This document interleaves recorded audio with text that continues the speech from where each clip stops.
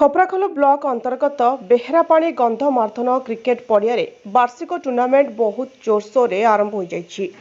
ରେଙ୍ଗାଳି ପଞ୍ଚାୟତର ଯୁବ ସରପଞ୍ଚ ଉମାକାନ୍ତ ମେହେରଙ୍କ କର କମଳରେ ଏହି ଟୁର୍ଣ୍ଣାମେଣ୍ଟ ଶୁଭ ଉଦ୍ଘାଟନ କରାଯାଇଥିଲା। ଏ ଖେଳରେ 16ଟି ଦଳ ଭାଗ ନେଇଛନ୍ତି। ପ୍ରତ୍ୟେକ ବର୍ଷ ଏହି ଟୁର୍ଣ୍ଣାମେଣ୍ଟ ଆୟୋଜନ କରିଥାନ୍ତି ଏବଂ ବହୁତ ଆନନ୍ଦ ଉତ୍ସାହରେ ଏ ଖେଳ ଚାଲିଥାଏ। ଦର୍ଶକମାନେ ଉପସ୍ଥିତ ରହି ଖେଳର ଆନନ୍ଦ ନେଇଥାନ୍ତି। ଭରୁଆମୁଣ୍ଡା ଓ ବେନକୋରା କ୍ରିକେଟ ଟିମ୍ ମଧ୍ୟରେ ଖେଳ ଚାଲିଥିଲା। ଏ ଅବସରରେ ମୁଖ୍ୟ ଅତିଥି ଭାବେ ଯୁବ ସାମ୍ବାଦିକ ତଥା ସମାଜସେବୀ ବେଦବର ଛତ୍ରିଆ ଉପସ୍ଥିତ ଥିଲେ।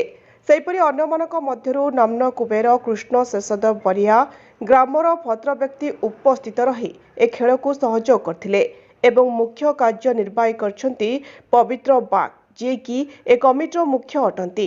ଏହିପରି ଯୁବପିଢ଼ିଙ୍କୁ ଉତ୍ସାହିତ କରିବା ଏବଂ ଖେଳ ପ୍ରତି ଉତ୍ସାହ ରଖି ପ୍ରତ୍ୟେକ ବର୍ଷ ଟୁର୍ଣ୍ଣାମେଣ୍ଟ କରି ଆସୁଛନ୍ତି। ଉପସ୍ଥିତ ମୁଖ୍ୟ ଅତିଥି ବେଦବର ଛତ୍ରିଆ ଉଭୟ କ୍ରିକେଟ ଦଳଙ୍କୁ ଶୁଭେଚ୍ଛା ଜଣାଇଥିଲେ। ଖପ୍ରାଖୋଲରୁ ବେଦବର ଛତ୍ରିଆଙ୍କ ରିପୋର୍ଟ, ଜ୍ୟୋତିପ୍ରଭା ନ୍ୟୁଜ୍।